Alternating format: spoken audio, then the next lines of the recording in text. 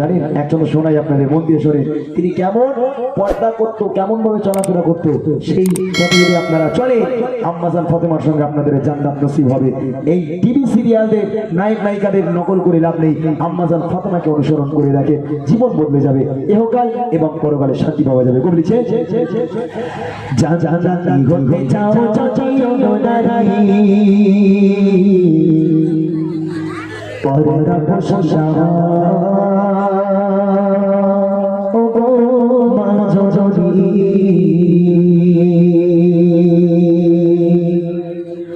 যা যা যা হতে চাও চাচিও নারী পরদা প্রশংসা ও গো মা জননী যা যা যা হতে চাও চাচিও নারী পরদা প্রশংসা ও গো মা জননী শোষণা শোষণা ও গো মা বনিরা শোষণা শোষণা ও গো মা বনিরা কেমন ছিল রহমতি মা জননী যা যা যা হতে চাও চাচিও নারী পরদা প্রশংসা ও গো মা জননী যা যা যা হতে চাও চাচিও নারী পরদা প্রশংসা ও গো মা জননী শোষণা শোষণা ও গো মা বনিরা শোষণা শোষণা ও গো মা বনিরা কেমন ছিল রহমতি মা জননী যা যা যা হতে চাও চাচিও নারী পরদা প্রশংসা ও গো মা জননী যা যা যা হতে চাও চাচিও নারী পরদা প্রশংসা ও গো মা জননী।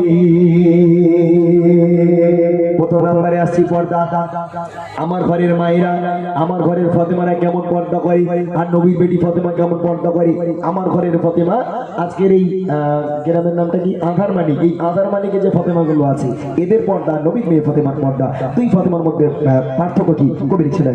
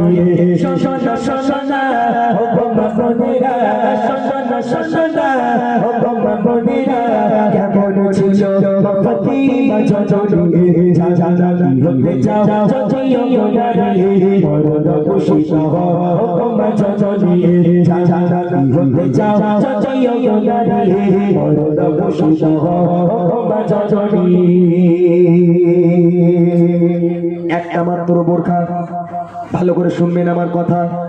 আম্মাজান ফাতেমার একটা মাত্র বোরখা, তাও ফ্রেশ বোরখা নয়, চতুর্দিকে তাবলি মারা ময়লা কাপড়, ময়লা বোরখা। এই একটা বোরখা পরে নবীর বেটি ফাতেমা সারাটা জীবন কাটিয়ে দিল। তথাপিও আম্মাজান ফাতেমা কেমন দেখতে ছিল, তিনি ফর্সা ছিলেন নাকি তিনি কালো ছিলেন, তিনি লম্বা নাকি তিনি বেটে, একমাত্র তার স্বামী আর সন্তান, এই দুই পুরুষ ছাড়া পৃথিবীর আর কোনো পরপুরুষ আম্মাজান ফাতেমাকে চোখে দেখেনি। আমার ঘরে মেয়েরা পারবে। এখন আমি আমার বোনকে যদি বলি, দেখ বোন, মোটামুটি তোর বাপ নামাজ পড়ে, তোর ভাই নামাজ পড়ে, তোর ভাই আলেম, এখন তুমি কলেজে যাচ্ছ, যাও, তোমাকে বোরকা পরে যেতে হবে। ওরে আল্লাহ, আমার ঘরের মেয়েরা বোরকার নাম শুনলে ওদের মুখ একবার বাংলার 5 হয়ে যায়, একবার মুখ তো ঘুরে মার কাছে করে বলে, তোর স্বামীর একটু বোঝাতে পারো না? কেন, কি হয়েছে? বলে তোমার স্বামী বোঝে কিছু? কলেজে যাবো, কত সুন্দর সময় জিন্সের প্যান্ট টপ পরে যায়, কত সুন্দর সে প্যালাজু, এলাম বললাম কি বলে প্যালাজু বলবে, প্যালাজু পরে যায়। আর আমার বাপ কোথায় কিন্তু বোরকা পরে যাও, বোরকা পরে যাবো না। আহা, মা বলছে, দেখ মা, তোর বাপ নামাজ পড়ে, তোর মা নামাজ পড়ে, তোকে বোরখা পড়তে হবে। ওই মেয়ে বাপের চাপে বোরখা পড়েছে বটে, তবে বোরকার হাতা একদম আঙুল পর্যন্ত আর পায়ের পাতা পর্যন্ত ঝুল। এ মেয়ে পরে আসে, সহ্য করতে পারে না। এখন বাড়ি থেকে বার হয়ে গিয়ে হাত এই পর্যন্ত গুটিয়ে ফুটিয়ে কিনে পর্যন্ত এনেছে। আর বান্ধবীরা বলে, এইটা হাত অতটা করছিস কেন, কি ব্যাপার? মানে আল্লাহ সাদা চামড়া দিয়েছে কি জন্য, লোক যদি না দেখে ভালো লাগিব? এত সুন্দর একটা সাদা চামড়া, আর যদি বোরকায় ঢেকে রাখে বিয়ে বসতে পারবে? রাগ করবেন না আপনারা, এক্সাম্পল দিলাম বোঝানোর জন্য বললাম।